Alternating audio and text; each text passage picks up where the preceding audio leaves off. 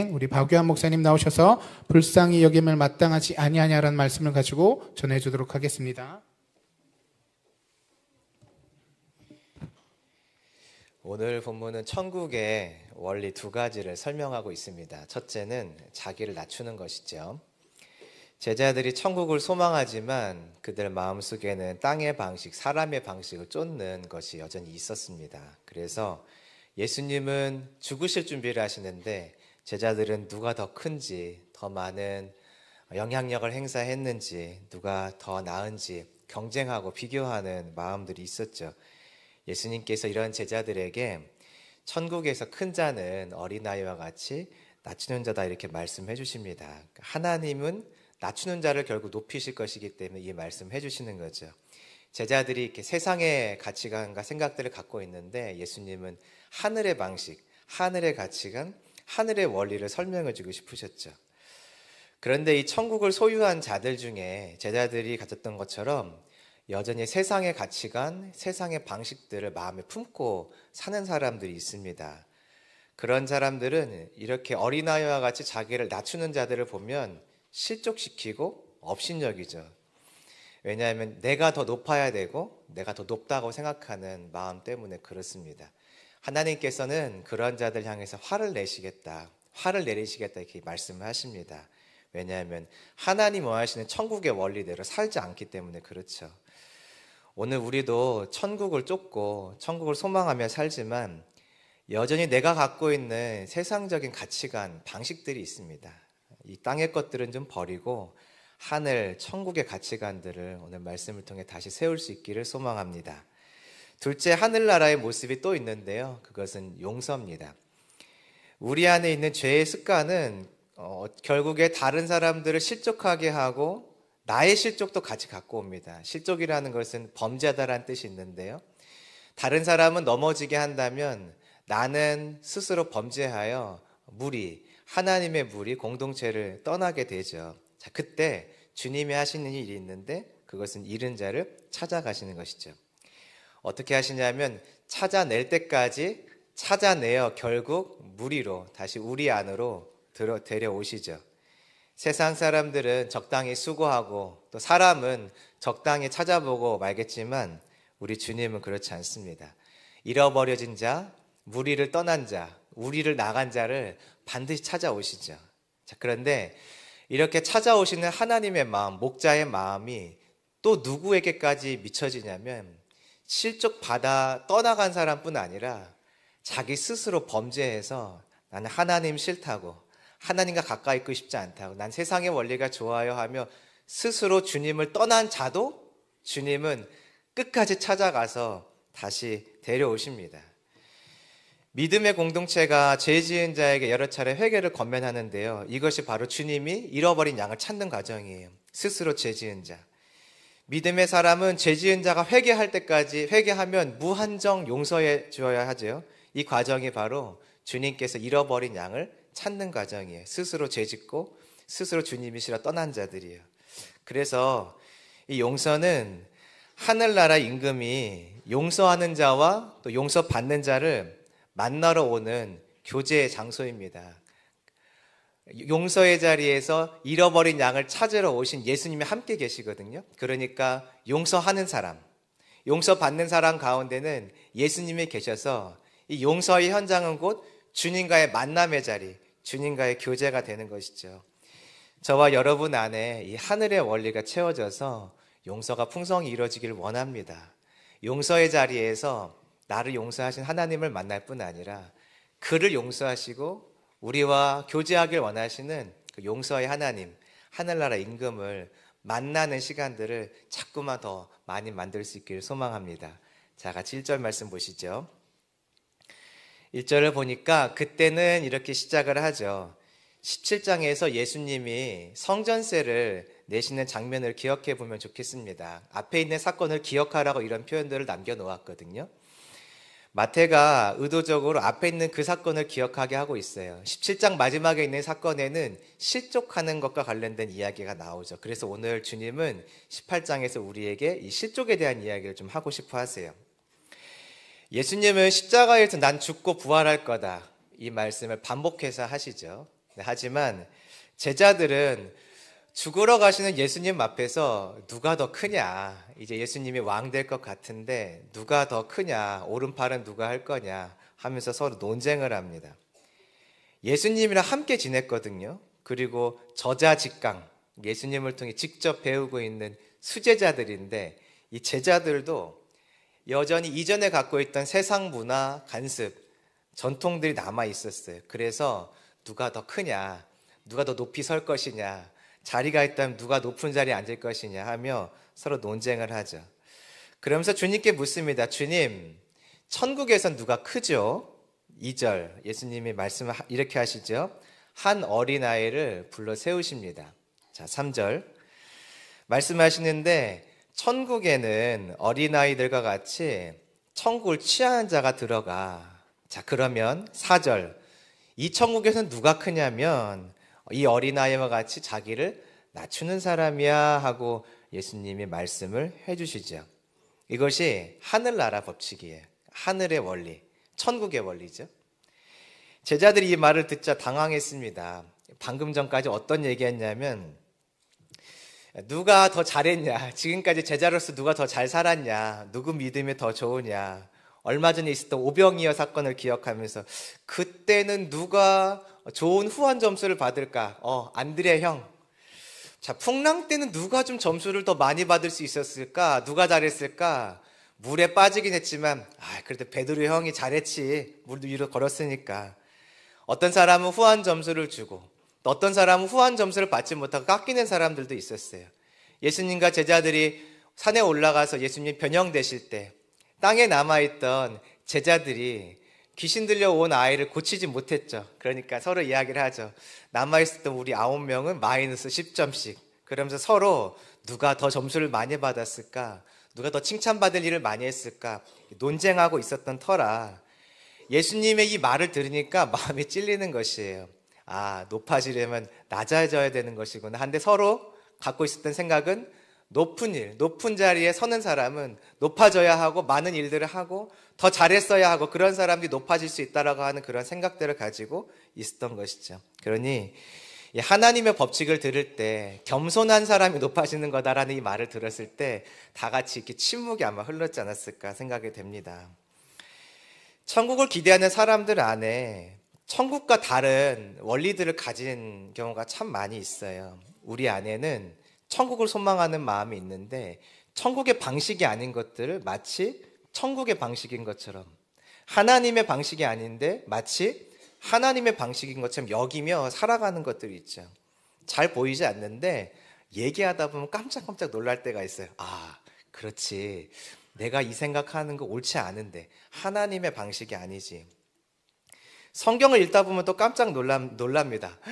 나는 그동안 이게 맞다고 생각했는데 성경을 봤더니 그렇게 살면 안 된다는 것이, 그거는 하나님의 방식이 아니라 세상의 방식이다. 이런 것들 읽을 때 우리 안에 숨겨져 있던 나의 전통, 사람의 전통, 사람의 방식, 사람의 세계관, 사람의 가치관들이 하나씩 들춰지죠. 그때 우리 정말 깜짝 놀랍니다.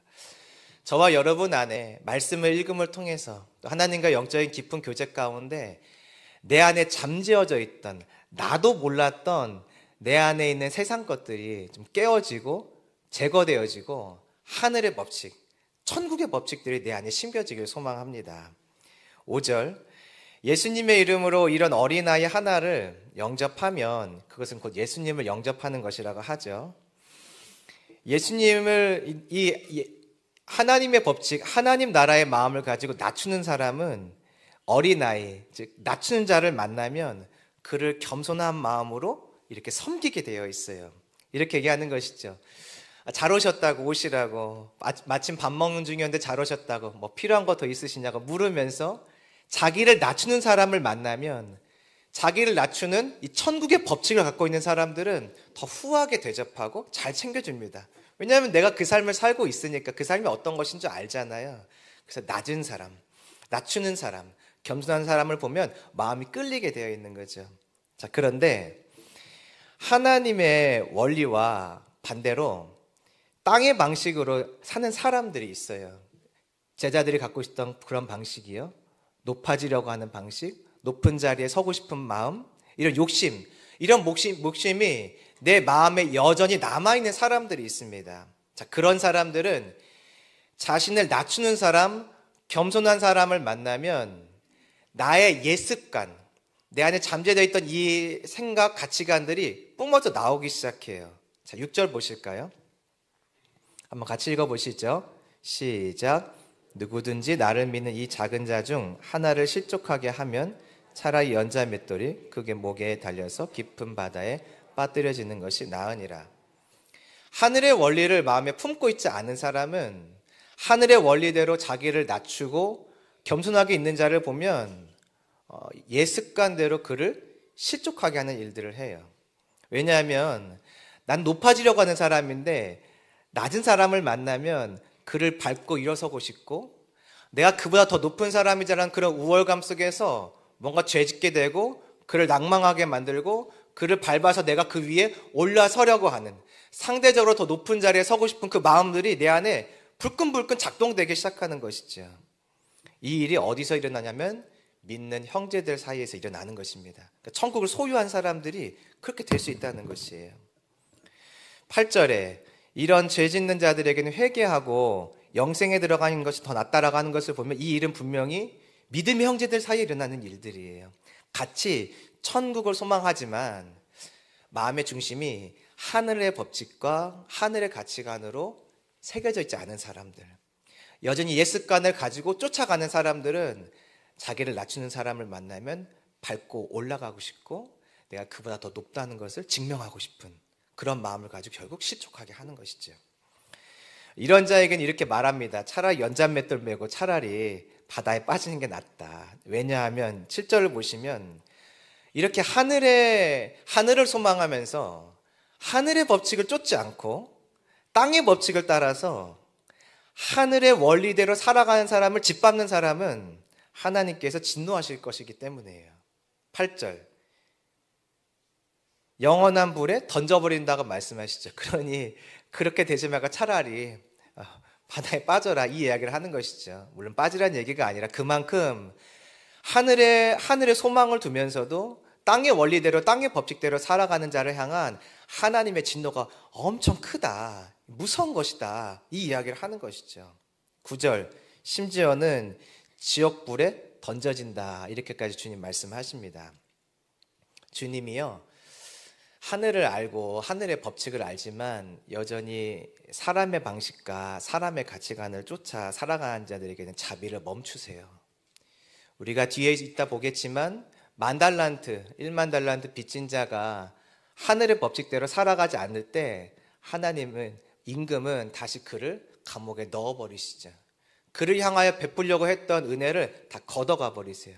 그러니까 우리가 하늘을 알고 하나님의 나라를 알고 천국을 아는데 이 땅의 방식들을 갖고 있는 것은 아주 위험한 것이에요. 땅의 가치관을 쫓아 살아가는 것은 아주 위험한 것이죠. 주님의 자비가 멈출 수 있기 때문에 그래요. 10절 이 땅의 생각을 쫓아 살아가는 사람들이 있는데 그들에게 나타나는 또 다른 모습 한 가지가 있어요. 자, 10절 말씀 같이 읽어볼까요? 시작. 삼가 이 작은 자 중에 하나도 업신여기지 말라. 너에게 말하노니 그들의 천사들이 하늘에서 하늘에 계신 내 아버지의 얼굴을 항상 배옵느니라. 작은 자를 만나면 업신여기는 것이에요. 작은 자는 앞에서 봤더니 낮추는 자를 말하죠. 자기 낮추는 자, 겸손한 자. 겸손한 자만 보면 딛고 일어서고 싶은 거예요. 경멸하고 싶고 가치 없게 여기고 싶고 좀 놀려주고 싶고 뭔가 부끄럽게 만들고 싶어서 이 마음이 작동되는 것이 하늘의 원리를 갖고 있지 않은 사람은 사람의 생각, 관점, 시각으로만 이런 낮추는 자, 어린아이와 같이 낮춘 자들을 바라보죠. 제자들도 그랬잖아요. 그래서 어린아이들이 예수님께 찾아올 때 부모의 손에 이끌려 올 때 그들이 오는 것을 막았습니다. 막았어요. 업신여기는 마음이 그 안에 나타나는 것이죠. 관습대로 당시 관습대로 힘없고 능력 없고 권리 건세 없는 하찮은 아이로만 겸손한 자, 자기를 낮추는 자, 즉 하나님의 원리대로 사는 자를 그렇게 보는 것이에요. 눈이 어두워진 것이죠. 하나님은요 그런 상황을 그냥 보고 계시지 않으세요. 10절 봤더니 천사들과 지금 대면하고 계시죠. 야, 어떡하겠냐. 저 사람 안 되겠다. 저 업신여긴 저 사람 안 되겠다. 너희들 뭐 좀 해야 되지 않겠냐 하며 하나님이 업신여긴 받는 사람, 즉 천국의 원리대로 살아가는 사람을 위해서 땅의 원리를 실천하는 사람에게 천사를 보내어 뭔가 하실 것을 말씀하고 계시죠. 여러분, 그러므로 내 안에 높아지려고 하는 마음, 그러니까 세상의 방식이죠. 세상의 방식, 사람의 방식, 땅의 원리가 꿈틀 나올 때마다 다시 천국의 모습을 바라보셔야 돼요. 천국의 모습을 기억하시고 상상하셔야 돼요.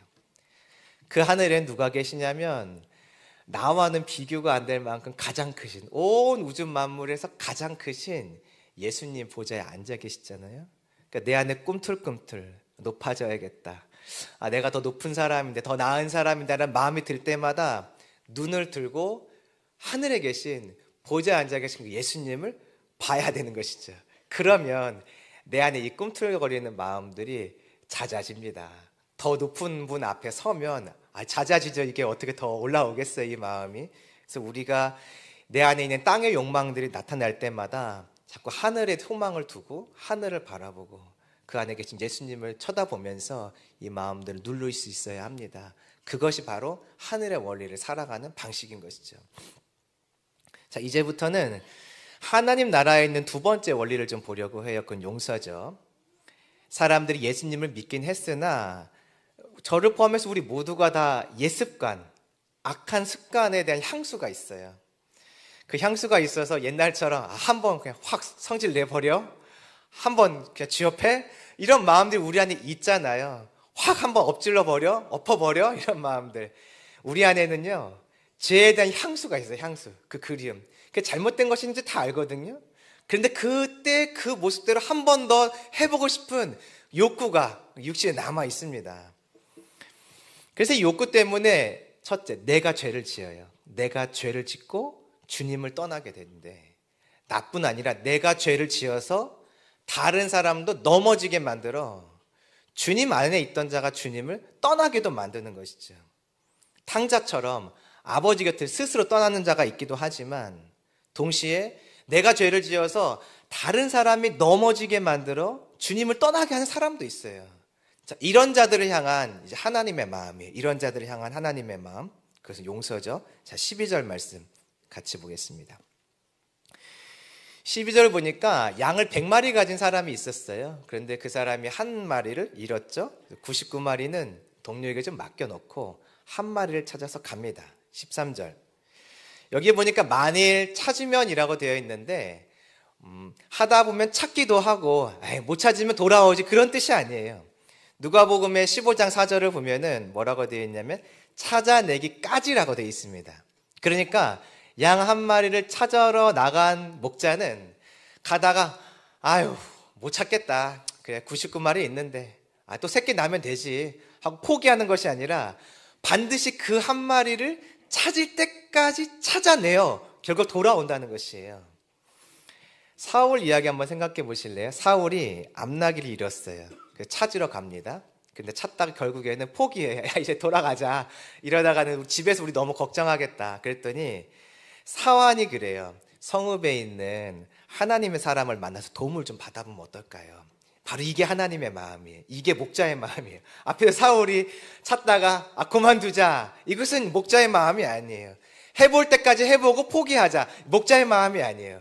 포기가 없어요. 끝까지 찾아낼 때까지, 그 한 마리 찾아낼 때까지 가는 이 마음이 바로 목자의 마음이죠. 14절.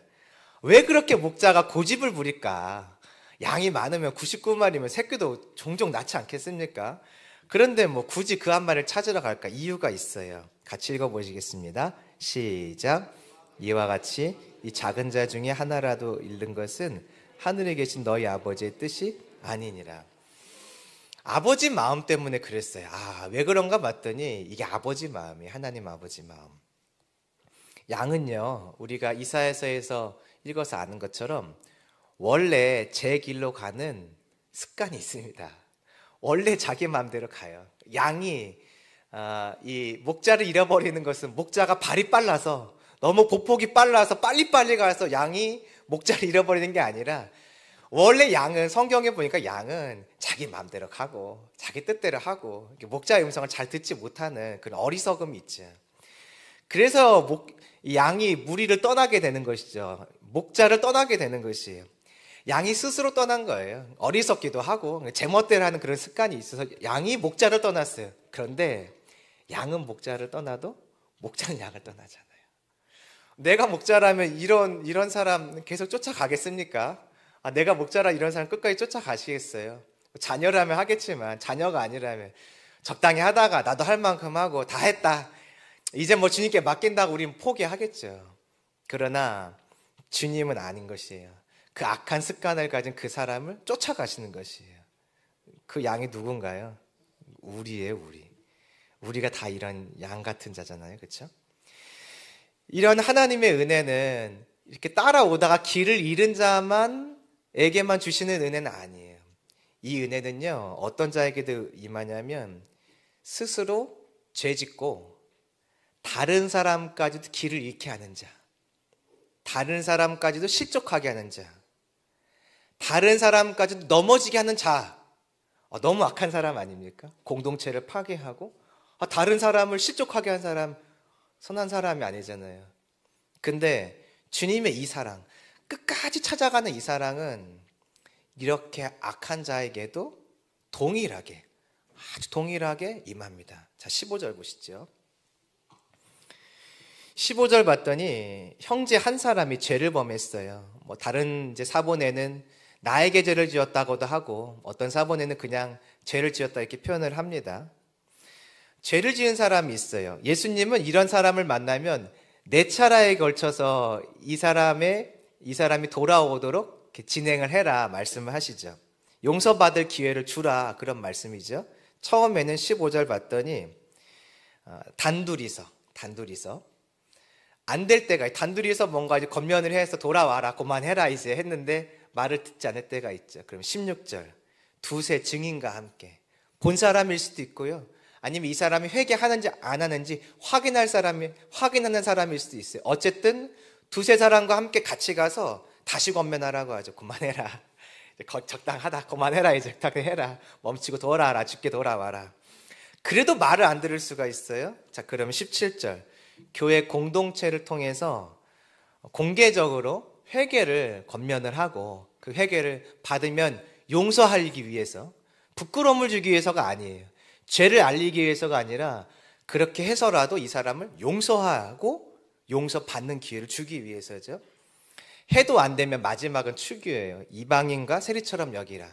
이 말을 보면은 이젠 포기하셨구나라고 생각이 들 수 있지만 성경에서 이방인과 세리를 향한 예수님이 달려가세요. 그렇죠? 그리고 사도행전을 보면 이제 이방인의 때가 되어서 이방인들을 구원하시는 추수의 때가 시작이 되죠. 그것을 보면 일단 지금은 이 범죄한 사람이 계속 교회 공동체 안에 있어서 교회 공동체에 물을 흐리고 영적인 어둠을 자꾸 갖고 오니까 일단 잘라내지만 하나님의 계획을 생각할 때는 언젠가 돌아오면 용서해 줘야지 이 마음을 갖고 4번째 7일을 하는 것이에요. 지금 예수님이 교회에 이 요청을 하고 계세요. 잘못한 사람을 만나면, 범죄한 사람을 만나면 뭐 바로 정리할 수도 있겠지만 4번 정도의 과정을 좀 거쳐라. 거치면서 사람들에게 용서해라 이 말씀하십니다. 지금 교회에 하시는 이 요청이 여러분 무엇일까요? 예수님이 교회에게 지금 무엇을 보여주려고 하시는 것일까요? 그것은 사람들에게 죄를 용서하라 요청하는 것 같이 보이지만 사실은 목자이신 예수님이 스스로 길을 떠난 양, 잃어버린 양을 반드시 찾아내어 내 품으로 돌이키겠다고 하는 하나님의 의지를 보여주는 것이에요.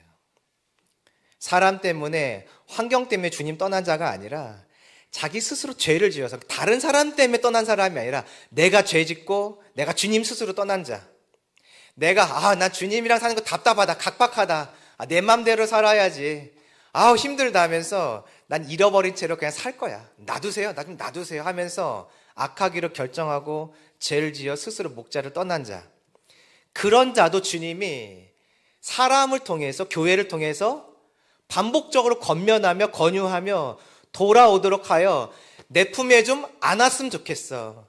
내 품으로 다시 돌아오도록 너희가 좀 도와줬으면 좋겠어 하는 하나님의 잃은 양 찾는 일을 교회에 요청하고 보여주고 계신 것이죠. 노숙을 하는 분들이 있어요. 노상에서 삶을 편하게 여기십니다. 그래서 이분들을 이렇게 모시고 와서 깨끗이 씻기고 좋은 옷도 입히고 이젠 그 추운 겨울 바닥에서 주무시지 말라고 좋은 집도 마련해 드리고 숙소도 해드려도 아쉽지만 그분들 다시 그 좋은 곳을 떠나요. 그리고 제가 정말 직접 봤는데요.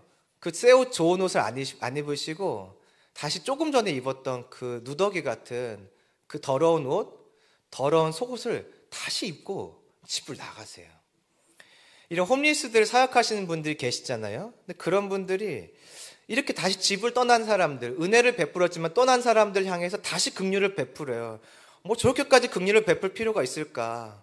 본인이 싫다고 나간 거잖아요. 좋은 옷, 좋은 환경, 본인이 거부하고 나갔잖아요. 그런데 뭐 그런 사람에게 그렇게 긍휼을 베풀 필요 있을까라는 생각이 들지만 이분들을 사역하는 분들을 봤더니 여전히 은혜를 거부하는 그분들에게도 다시 찾아가서 하나님의 마음으로 섬기시더라고요.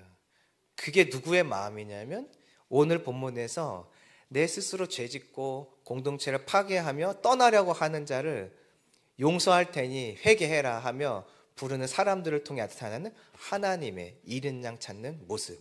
이게 하나님의 마음인 것이죠. 다메섹 도상에 봤더니 사울이라는 사람이 돌아왔어요. 솔로몬을 봤더니 주님은 그에게 여러 차례 가서 너 이제 그만해라. 언제까지 그렇게 엉뚱한 길 갈 거냐. 그만해라. 주님이 반복해서 말씀하세요. 죄를 지으며 죄를 즐거워하는 자, 하나님 품을 떠나려고 작정한 자. 사울과 같은 사람은 그런 자잖아요. 그런데도 주님은 반복해서 그들을 찾아가시고 찾아내셔서 돌아올 때까지 권면하시는 분이 바로 주님인 것입니다. 그 사람 누군가요, 여러분? 다른 사람이죠? 그때 그 사람, 뭐 김 집사님, 박 집사님 그분이죠? 아니요. 이 사람도 저예요. 우리예요, 나.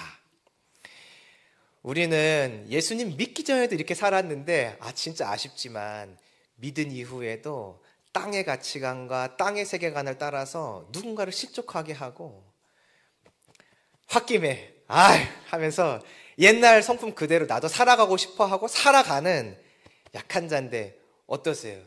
우리가 지금 이 자리에서 예배드리고 있잖아요. 주의 음성을 또 듣는 자리 있지 않습니까? 이것이 바로 하나님께서 잃은 양을 찾아가시는 모습 중에 한 가지인 것입니다. 주님은요, 이렇게 목자를 스스로 떠난 자, 심지어 공동체를 파괴하는 자까지도 찾아가셔서 돌이켜 회개하고 오면 용서하려고 마음먹으시는 분이신 것이죠. 그러므로 용서는요, 단순히 내게 받은 어떤 은혜를 흘려보내는 것뿐 아니라 한 영혼을 구원하는 구원사역이에요. 용서가 엄청 크죠. 용서는 다른 사람에게 자비를 베풀고 긍휼을 주는 것이 맞아요. 그런데 그 정도가 아니었어요. 이것은 잃은 양을 찾아가는 하나님의 일하심이니 내 용서는 곧 영혼을 구원하는 사역인 것이에요. 여러분, 사역하기를 원하시죠? 영혼 구원하기를 원하시죠? 그럼 우리가 할 수 있는 것들이 있어요. 용서하는 것이에요. 그럼 영혼을 구원할 수 있는 것입니다.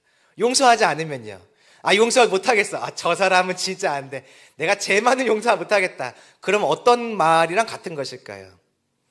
하나님께 이렇게 말하는 거랑 똑같아요. 주님, 저 잃어버린 양은 놔두세요. 주님이 말씀하시죠. 아니야. 난 제 사랑에 갈 거야. 에이, 주님이 저 사람은 놔두세요, 그냥. 저는 원치 않습니다. 주님이 잃어버린 양 찾는 거, 다른 양은 괜찮은데 저 사람은 안 돼요라고 말하는 것과 똑같은 것이에요. 왜냐하면 용서는 곧 잃어버린 양을 찾아 구원하시는 하나님의 사역이기 때문에 그렇죠. 18절, 이러한 구원 사역은요, 교회에게 주신 맺고 푸는 권세입니다. 19절, 그래서 이러한 죄 지은 사람들이 있고 뭔가 교회 안에서 정리해야 될 악이 있을 때는 두세 사람이 합심하여 하나님께 이 권세를 주셨으니 이 일을 놓고 이 문제를 놓고 기도하기 시작해야 돼요. 다 같이 기도하면 좋죠. 그러나 그렇지 않다면 두세 사람이 모여서 기도하며 하나님, 이 범죄의 문제를 어떻게 처리할까요? 우리 교회에게 이것을 정리할 수 있는 권세를 주셨는데 우리 어떻게 할까요? 하고 묻는 것이죠. 20절. 그 묻는 자리에 누가 함께 계시냐면 예수님이 계시니까 교회는 이 기도를 통하여서 이 죄의 문제, 악의 문제를 어떻게 처리하길 원하시는지 예수님의 말을 들어야 되는 것이에요. 지금은 이 죄 지은 자가 일어났다면 주님은 이 잃어버린 양을 찾아서 뭔가 찾아오려고 하는 어떤 계획들을 갖고 계시죠. 그러니까 이것을 사람의 방식대로 처리하면 안 돼요. 이것은 구원사역과 연결된 것이니까 사람의 방식대로 처리하면 안 되고 나와 함께하고 계시는, 우리와 함께하고 계시는 예수님의 방식대로 이 문제를 처리해야 되는 것이죠. 그래서 두세 사람이 모인 곳에 계신 예수님의 음성을 들으며 이 문제를 처리할 수 있다면 하나님의 기쁨이 되겠죠.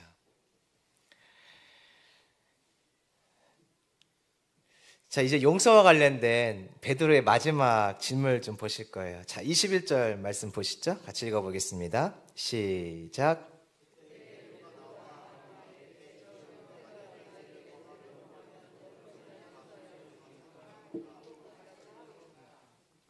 베드로가 이번에는 아주 구체적으로 질문을 합니다. 주님, 나한테 죄 지은 사람이 있어요. 나를 속상하게 한 사람이 있어요. 얼마나 용서해 주면 됩니까? 묻죠. 22절. 7번을 70번까지 하라. 무제한을 말하는 것이죠. 완전수 무제한. 계속해라. 회개하고 돌아오면 계속 용서해 줘라. 그러면서 23절 갑자기 천국 이야기를 하세요. 천국은 종들과 결산하는 어떤 임금과 같다. 24절 결산할 때 10,000달란트 자기 힘으로 갚을 수 없는 빚진 자가 임금 앞에 서게 됐어요. 25절 못 갚죠. 못 갚는 금액을 말하는 것이 뭐 돈으로 금액 환산하면 얼마 나오겠지만 못 갚는다는 얘기예요. 못 갚는다는 것. 아내 자식을 다 팔아도 못 갚아요. 그러나 뭔가 그 죄에 대한 값을 처리를 해야 되니까 25절에서 몸과 아내와 자식 모든 소유를 다 팔아 갚아라 이렇게 명령을 내립니다. 26절 이 종이 엎드렸어요. 절하며 말하죠. 제발 용서해 주세요. 제발 용서해 주세요. 다 갚으리이다. 갚을 수 있나요? 없나요? 없어요. 없지만 그렇다고 안 감당할 수는 없잖아요. 엎드려서 갚을게요. 갚을게요. 내가 어떻게든지 갚을게요. 평생을 통해 갚을게요. 이렇게 말했더니 왕의 마음이 갑자기 움직여요. 27절입니다. 그 종의 주인이 불쌍히 여겨 놓아보내며 그 빚을 탕감하여 주었더니 불쌍히 여기는 마음으로 이 빚을 탕감해 줍니다. 이것이 하늘 임금 하나님의 마음이에요. 갚을 수 없는 빚 이것은 무엇을 말하죠 여러분? 죄를 말하죠. 죄를 용서하시는 분이 바로 하나님이세요. 그러니 이 땅에서 우리가 만약에 용서하는 삶을 살면 이것은 곧 누구의 모습을 그대로 재현하는 것이 될까요? 하늘나라 임금 곧 하나님의 모습을 재현하는 일이 되는 것이에요. 내가 만약에 이 땅에서 용서하는 삶을 살면 땅의 문화 속에 어디의 문화를 가지고 오는 것이 될까요? 하늘의 문화, 천국의 문화, 하나님 나라의 문화를 이 땅에 가져오는 것이 되겠죠. 용서는요, 그래서 천국을 재현하는 것이에요. 용서는 내가 있는 그 자리에 왕이신 하나님을 초청하는 것이에요. 하나님, 임금이신 그 하나님의 마음, 용서의 마음을 내가 재현한다면 그 자리는 곧 하나님이 집중하시는 곳이고 하나님을 초청하는 것이에요. 나와 그 사이에 하나님을 초청하는 방법이 있어요. 용서하는 것이에요. 물론 그를 교회로 데리고 오거나 말씀의 자리를 안내한다면 그것도 하나님을 초청하는 하나님의 자리에 만나는 자리에 초청하는 일이 되겠죠. 그러나 내가 믿든 안 믿든 누군가 앞에 용서해야 될 상황이 됐을 때 용서하면 그것은 그와 나 사이에 하늘의 문화를 가져와서 하나님 나라를 보여주고 하나님을 보여주고 곧 그 자리에 하나님을 초청하는 일이 되는 것이에요. 그 용서가 보통 일이 아닌 거죠. 용서가 거의 구원 사역입니다. 복음 사역이랑 똑같은 것이에요. 28절. 자, 이 은혜를 받은 종이 나가요. 자신에게 100데나리온 빚진 자를 만납니다. 그리고 목을 잡아요. 이렇게 잡은 걸까? UFC 보면 사람 이렇게 이기기 위해서 숨이 막히도록 목을 조르지 않습니까? 그런 것을 말해요. 그동안 연습해왔던 것이죠. 아, 이런 사람들 만나면 내가 가만두지 않을 거야. 나에게 해를 끼친 사람 가만두지 않을 거야 하면서 만나자마자 목을 콱 붙잡고 거의 뭐 UFC에서 마지막 카운트다운 받는 그런 수준으로 꽉 목을 잡아 매는 것이죠. 쾌쾌대는 그 상황에서 이렇게 말해요. 빚 갚아. 29절. 풀어줬나 봐요. 잠깐. 동료가 말하죠. 엎드렸어요. 간구했어요. 앞에서 누구의 모습이죠? 이 사람이 왕 앞에서 똑같이 했죠. 엎드렸고. 갚을게요. 엎드려 간구합니다. 30절. 그런데 허락하질 않아요. 왕은 허락했는데, 임금은 허락했는데 이 사람은 허락을 안 해요. 이렇게 합니다. 빚을 갚도록 옥에 가둬버려요.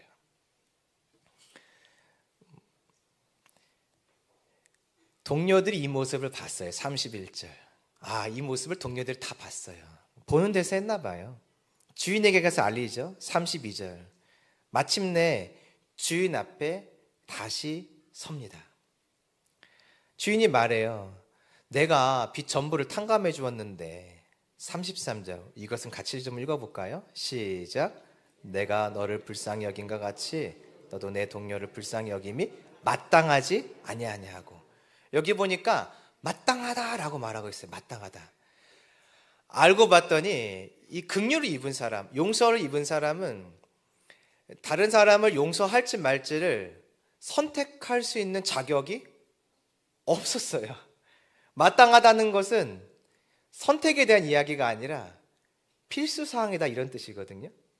그러니까 이 1만 달란트 빚진 자가 임금을 떠난 이후에 내가 이 사람을 용서할지 말지를 결정하면 안 돼요. 그것은 이 은혜를 받은 자가 걸어가는 길이 아니고 이 은혜를 베푼 왕의 뜻도 아닌 것이에요. 주인이 마땅하다고 말을 하죠. 빚은고 죄를 말하는데 그 죄를 탕감받은 자는 다른 이의 죄도 용서를 할 수 있어야 하는 것이 아니라 마땅히 당연히 하는 것입니다. 다시 말하면 하늘 임금, 하나님의 이 용서를 내 삶 가운데 계속 구현해내는 것이에요. 사람과의 관계에서, 불편한 관계에서, 미운 그 관계에서 계속 이 하나님 나라의 모습을 반복적으로 마치 영화 찍듯이 반복해서 또 보여주고 나타내고 어두운 세상 가운데 그 하늘의 빛을 비춰내는 것, 바로 이것이 10,000달란트 탕감받은 자가 살아갈 길인 것이에요. 우리가 다 그런 사람이죠. 10,000달란트 탕감받은 자. 우리는 다른 사람과의 관계에서 계속해서 하늘의 빛을 땅에 나타내고 임금의 모습을 드러내고 하늘의 모습을 나와 그 사람 사이에 구현해내는 것. 이것이 우리가 해야 될 마땅한 바라는 것이에요. 단순히 용서받았으니까 용서해라. 그 정도가 아닌 것이 하늘의 모습을 내 앞에 드러내라. 하나님의 모습을 나타내라. 어두운 세상에 용서하지 않으려고 하는 어두운 세상에 하늘의 빛을 비춰내라. 이 말씀을 하시는 것이죠. 그래서 우리의 용서는요, 단순히 받은 은혜를 나눠주는 것이 아니에요. 내 안에 용서할 수 없던 그 세상의 가치관이 있습니다. 왜 없겠어요? 우리가 다 예습관이 있잖아요. 용서하기 싫어. 저거는 절대 용서 안 되지. 그것만은 안 되지. 그런데 이것을 내려놓고 하늘의 가치, 하늘의 법을 재현하고 드러내는 것이 곧 용서인 것이죠. 하나님이요, 저와 여러분을 이 자리로 지금 초청하고 계세요. 용서하여서 너와 그 사람 사이에 하나님의 모습을 지금 그려낼 사람이 누구니? 너와 나 사이에 하나님의 이 마음을 나타낼 사람이 누구니? 그런 예술가 누가 좀 해줄래? 하고 주님 우리에게 초청하시는 것이. 여러분이 화가 나면 하나님은 지금 이런 그림을 그 앞에 캔버스에 그려내기를 원하시는 것이죠. 우리가 용서를 하면 그 자리에 하나님이 집중해서 보십니다. 왜냐하면 하나님의 모습이 드러나고 있잖아요. 하나님의 모습이 드러나고 있으면 얼마나 하나님이 기쁘시겠어요. 자녀를 볼 때 부모의 좋은 습관이든 안 좋은 습관이든 아이가 따라하는 것을 보면 재밌기도 하고 가끔 미울 때도 있지만 재밌고 이뻐요. 내 모습을 따라하는 것을 보면 아, 저것까지 따라하나 싶은 마음이 들지만 귀엽다고요. 눈이 가죠. 마음이 가요. 주님은 어떠시겠어요? 우리가 용서라는 하나님, 하늘나라 임금의 모습을 살아내면 주님의 시선이 거기 집중되는 것이죠. 야야, 저기 봐라, 천사들아 봐라, 저기 용서하기 시작한다. 나의 마음이 저기 그려지고 있다. 저기 보이니? 저 캔버스 보이니? 하얀 종이에 나의 마음이 그려지고 있어 하면 하나님의 시선이 거기 집중되는 것이죠. 그래서 이 자리는 곧 하나님을 초청하는 자리가 돼요. 왜냐하면 내가 이 용서를 하는 이유가 하나님의 용서를 받았기 때문에 하는 것이잖아요. 그러면 이 자리는 눈에 보이진 않지만 영적으로 하나님의 마음이 나를 통해 드러나는 자리이니 하나님이 그 자리에 초청받아서 같이 계신 것과 같은 것이 돼요. 내가 용서하면 상대방은 잘은 모르지만 무언가 그 영적인 흐름 속에서 저 사람 안에 있는 무언가가 나를 향해 찾아오는구나 두드림을 느끼죠. 왜냐하면 그 자리에, 내가 용서하는 자리에 하나님의 성품이 찾아올 뿐 아니라 하나님의 찾아오심이 그 자리에 함께 있기 때문에 그렇습니다. 그래서 용서의 자리는 교제의 자리예요. 나와 그 사람 사이에 하나님을 모시고 교제하는 자리예요. 그럼 한번 용서하지 않으면 어떤 일이 생길까요? 용서하지 않으면 교제를 막는 일이 되겠죠. 하나님의 초청을 막는 일이 되겠죠. 진짜 그래요. 저와 여러분 관계를 한번 생각해 볼까요? 혹시 저 때문에 마음이 상하신 분이 있으면 죄송합니다. 미리 말씀드리고, 여러분 중에 누군가 저 때문에 마음이 상했어요. 저와 여러분이 지금 이렇게 마주대하고 계시죠? 제가 말씀을 전하면 저 때문에 마음 상하신 분 말씀이 들려올까요? 안 들려올까요? 전혀 안 들려와요. 주님의 초청이 이루어지지 않아요. 반대로 해볼까요? 제가 여러분들 중에 누군 때문에 마음이 좀 상했어요. 근데 주일날 서서 이렇게 설교하려고 봤더니 거기 앉아 계신 것이에요. 자, 제 마음은 온전히 예배드리는 자리를 갈 수 있을까요? 없을까요? 저는 성인 군자가 아닙니다. 전 예수님이 아니에요. 제 안에 있는 약함 때문에 쳐다보면은 마음이 그때 그 일, 그 사건 생각하면서 나와 그 사람 사이 예수님, 하나님이 초청받지를 못하게 만들어요. 용서는 곧 다른 사람을 향한 하나님의 찾아오심을 막는 일. 죄송해요. 용서하지 않는 것은 다른 사람을 향하여 찾아오려고 하신 하나님의 찾아오심을 막는 일이 되는 것이에요. 그럼 여러분 용서해야 되나요? 말아야 되나요? 안 하면 하나님을 막아 세우는 일이 되는 것이에요. 은혜 받은 거 나누고 안 나누고 문제가 아닌 것이에요. 찾아오려는 하나님 앞에, 하나님 못 들어오세요. 저 예배당 들어오지 마세요. 문 잠그고 못 들어옵니다. 못 들어와요. 주님 못 들어와요. 들어오지 마세요. 막는 거랑 똑같은 것이에요. 주님이 내가 저 사람 좀 찾아가고 싶은데 너가 좀 용서의 마음을 좀 가지고 가라. 안 가면 주님 저 사람 찾아가지 마세요. 찾아가지 마세요. 근데 그렇게 말할 수가 없어요. 왜냐하면 나도 누군가에게는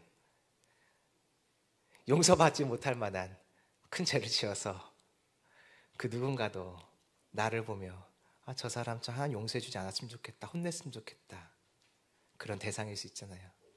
그런데 내가 지금 이 자리에 있고 용서받았다면 내가 그 사람인데 내가 다른 사람을 향해서도 그런 같은 마음을 가질 수 있겠어요? 구원받는다는 것은 그런 의미가 있잖아요. 그렇죠? 우리가 예수님을 배척했고 예수님의 십자가를 못 박은 죄인인데 그런 나를 하나님이 찾아오셔서 만나 구원하여 주셨습니다. 우리가 그 용서를 받았는데 어떻게 다른 사람을 향한 용서를 막아세우는 일을 할 수 있겠어요? 이제 마지막으로 예수님이 천국에서 큰 자가 누구인지 묻는 제자들에게 왜 이렇게까지 자세히 설명해 주시는가, 이 의미를 좀 살펴보고 마치죠. 이제 하늘나라의 모습을 제자들이 같이 실천할 때가 가까이 왔어요. 예수님이 십자가 지시고 이제 부활하신 후에 예수님이 박해를 받으실 거예요. 근데 그때 제자들도 박해를 받기 시작하잖아요. 그렇죠? 함께 했던 가족은 지금 아니지만 동료들, 함께 있었던 유대인들이 이제 그들을 핍박하기 시작할 것이에요. 그때 예수님을 핍박하고 나를 핍박하는 자들에게 어떻게 할지가 준비되어야 돼요. 지금. 왜냐하면 곧 주님은 죽으실 것이니까. 예수님 계속 그 말 반복하고 계시잖아요. 그때 제자들이 이제 도전해야 돼요. 내가 지금 나를 핍박하고 예수님을 죽인 저자들에게 저들이 회개하고 돌아올 때 하늘의 모습으로 내가 용서할 것인가, 받아줄 것인가 말 것인가를 이제 정말 실전에서 내가 하늘을 소망하는 자로서 하늘을 나타낼 것인지, 하늘나라 임금의 모습을 나타낼 것인지, 아니면 싫어, 할 수 없어 하면서 내 안에 있는 사람의 가치관, 땅의 가치관을 나타낼 것인지를 결정해야 되는 순간이 곧 있으면 올 것이에요. 그런 주님이 이것을 이렇게 장황하게 길게 설명해 주시는 것이죠. 예수님이 부활하신 이후에는 어떤가요? 더 많아졌어요. 더 많아져. 더 많은 사람들이 그들을 핍박해요. 이제는 사람들이 쫓아오면서 핍박합니다. 근데 나를 핍박한 저 사람 알고 봤더니 저번에 같이 물고기 잡을 때 같이 옆에 있던 동료예요. 근데 내가 예수님 믿고 예수님 전하니까 나를 핍박하기 시작한다고, 나를 쫓아오기 시작하는 것이에요. 나랑 얼마 전까지 같이 지냈어요. 같이 담소 나누고 하나님 이야기하고, 그런데 내가 예수님 믿는다고 날 핍박하는 것이에요. 그런 자 앞에 이제 하나님의 나라를 나타낼 것인지, 아니면 나는 내가 하고 싶은 대로, 세상의 원리대로, 내가 놓고자 하는 대로, 내 뜻대로 반응할 것인지를 결정해야 되는 순간이 오는 것이에요. 그래서 주님이 이거 알려주시는 것이죠. 오늘 우리는요, 마지막 때가 되니 이 똑같은 일이 우리에게 발생한다고 말씀하고 계세요. 그럼 우리는 마지막 때를 살아내야 될 사람들이니 오늘 이 삶을 반드시 살아내야 하는 것입니다. 나를 낮추는 것, 용서하는 하늘의 원리가 저와 여러분 안에 가득 임하기를 원합니다. 지금 못하면 그때 못해요, 여러분. 지금 해야 그때 할 수 있는 것입니다. 지금 해보는 경험을 해야 넘어지더라도 그때, 정말 마지막 때, 그때도 해볼 수 있고 도전할 수 있고 그때는 이길 수 있어요. 지금 이거 포기하지 마세요. 작은 것이라도 높아지려고 하지 말고, 작은 사람이라도 내가 그를 미워하지 말고 용서와 낮춤의 자리로 들어가 하늘의 모습을 내 삶 가운데 끊임없이 그려내는 여러분 되시길 소망합니다. 나의 인생의 집안에, 나의 마음의 집안에 하나님의 모습을 많이 그려낸 작품들이 가득 임하기를 원합니다. 낮춤과 용서는 그 작품을 그리는 것을 말하는 것이에요. 우리 같이 기도하시죠. 기도하실 때, 주님, 내 안에 하늘의 원리를 품기를 원합니다. 내 안에 사람의 가치관과 사람의 생각들을 버리길 원합니다. 용서해 주시고 나에게 낮춤과 겸손과 하나님 나라의 용서가 내 삶 속에 계속 그려지게 하여 주시옵소서. 그리하여서 잃은 양을 찾으려 하시는 예수님의 마음을 내가 함께 동참하며 구원 사역에 내가 동참하여 나아가게 하여 주옵소서. 우리 함께 주의 이름 크게 세 번 부르시고 기도하겠습니다. 주여, 주여,